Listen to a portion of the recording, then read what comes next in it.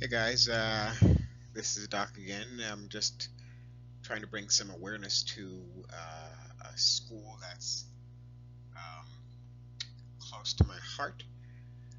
This is the school that I went to the first couple of years of my life, and I still give back a little bit uh, to them as best as I can, and so I'm trying to bring some awareness for them. It's Chester Castle All Age School in Hanover, Jamaica. Um, and again, it's a place that I'm trying to do some help, trying to do some work with them, and um, give back a little bit to that community. It's I don't know, to some degree it's sad in a way that a lot of us Jamaicans leave the area, leave Chester Castle because we have a way out, and once we leave, many of us don't look back at it, don't think about it, don't want to go there, don't want to visit. And the problem is, it's where we're from, it's who we are, um, as a people. So I'm trying to do what I can to sort of assist the people who are sort of left back there, and if given some assistance, they could do a whole lot better um, than they are. So anyway, this is the school. So this is sort of the older building, um, the building I used to be in. In fact, here is the actual my last classroom in Jamaica. This is the old blackboard that they had. It's been 40 years since I've been there, but so this is the old building, old classroom. They seldom use this classroom anymore. They have a sort of a newer part of the building that they use, but this is my last classroom in Jamaica. One of the things that we're now doing um, is, as I said before, we're giving back a little bit to the school, and so what we're doing the last couple of years, we identify the kids who are the top two grades. I'm sorry, the top two in their class, so first and second in their class.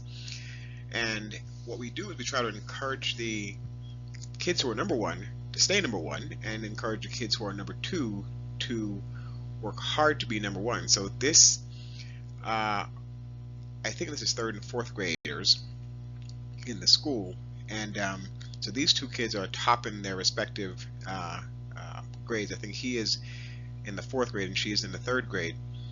Um, and what we do is we take them out to dinner to, and in this case, it's a Chinese restaurant in Montego Bay. So what we have we have a driver go and pick them up from the school and bring them to the restaurant. And again, the only criteria is that they have to be they have to be the top of their class. And many of them have never been to a restaurant before, and so this is sort of giving them initiative, if you would, to sort of stay at top of their grades in their class, because it's you do a little hard work now, and it'll pay off at the end. So this kid, I remembered, the little boy in the red shirt. He said something which struck me so hard when we went to this restaurant. So towards the end of the night, he said, "Dr. Walker, my mom has never had restaurant food before. Do you mind if I take a little of this food home with me so she can have some restaurant food as well?" Now, it's striking to me, not necessarily to all people who are sort of listening to this, but it's striking to me because here he is in a restaurant, his first time into a restaurant, and he's enjoying himself. But while he's doing this, he's also thinking about his mother never having restaurant food before. So um, we made certain that every kid at the table then had a small bag to take home with them, so that their mom or dad, or or both, could have a little bit of food as well. Um, and I thought that was just really uh, touching. Here's another picture of them. We had sort of a whole menu of foods and drink, and they want to get that Jamaican fruit punch, which surprisingly to me, that's what many of them wanted. Not soda. They wanted that fruit punch, which is delicious in and of itself. And here we are. So the other part that we do, we bring them book bags, and in the book bags we put pens and pencils and notepads and crayons and sort of stuff the bags with goodies. And then on top of that, we give them each $50. Just again because they're top of the class, we want to keep them incentivized, if you would, to sort of stay on top of the class. We give them sort of a cash donation. We buy their book bags and take them to them. And what we did the last time, which is kind of interesting, is that we took all the bags, put them in a corner, and so the oldest child was a sixth grader, which is the back right, if you would hold in that silver bag. And we had her select the bag. They're all the same in terms of what's the content, what's in them, were the same. But just to give her the option of choosing the bag first, and then we had the second person from the fifth grade choose their bag, and fourth grade choose their bag, and so forth and so on. But that was a nice way of doing it. But again, the bags were sort of stuffed with, you know, pens and papers and pencils and other books, and they really enjoyed that. So the second kids who are second in the class, we also pay for their school fee, and then buy them also books. The only difference is that we don't take them out to dinner, but it's encouragement, if you would, for them to sort of work hard to get to that next level and come out with us to dinner. We'll do this again, hopefully in July, if the coronavirus doesn't prevent us from making that happen. But that is the plan. So this is a picture a couple of years ago. The other thing that we do is we also do a medical mission trip to Jamaica. So in July, we go and support the children, as I said before, at the school, taking the kids out to dinner who are top of their class. And then in December, we typically go back and do a medical mission trip with a group out of Florida. So this is a picture of me and Conroy Nelson. He's one of the boxers that fought Mike Tyson back in the day, and we met. And it was fun. It was fun meeting him. But yeah, we do a medical mission trip as well, and that is super fun. And you know, if you are interested in coming to Jamaica in December to assist with this, we'd love to have you. They're always looking for more doctors and nurses and pharmacists to go with. And I'll eventually do my own, but for now we're working with these folks, and again, really good people from Florida, and they have a really well-oiled machine. When we go, things are sort of in place, and much of what we do is we meet in either in schools or in a church, and they typically have all these people show up, and we see them sort of in groups. So this is my daughter.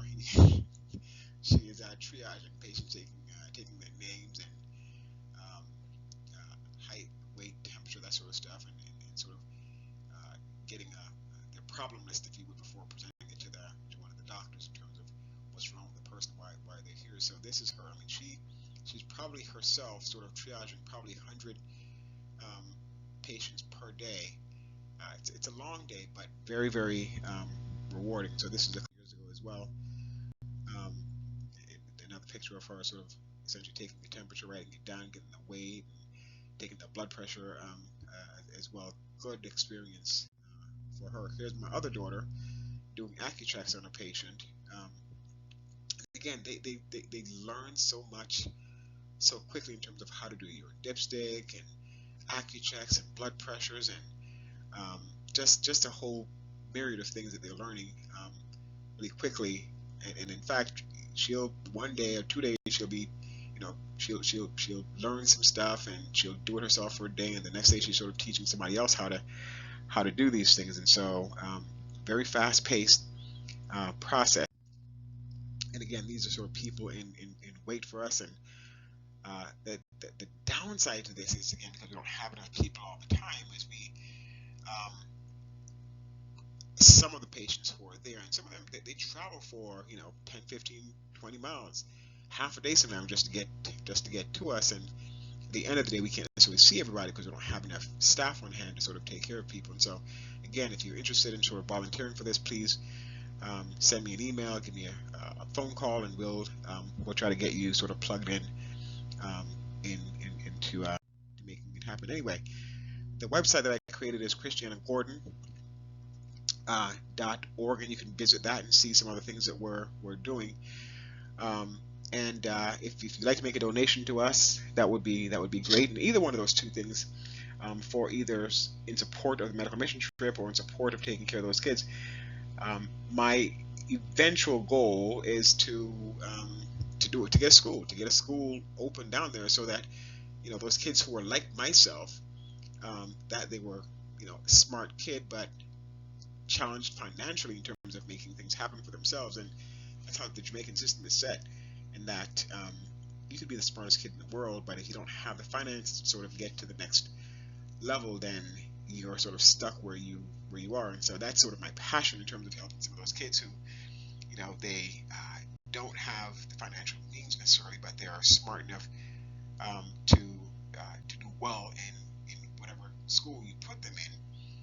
And it really would pain me to sort of see them stuck in a job that they could have done better for themselves and for their families and so forth. So anyway, if you're interested in assisting us with the donation, that would be great. christianagordon.org. If you want to send me an email asking me more questions about what it is we do, you can send me an email at jhawk@gmail.com.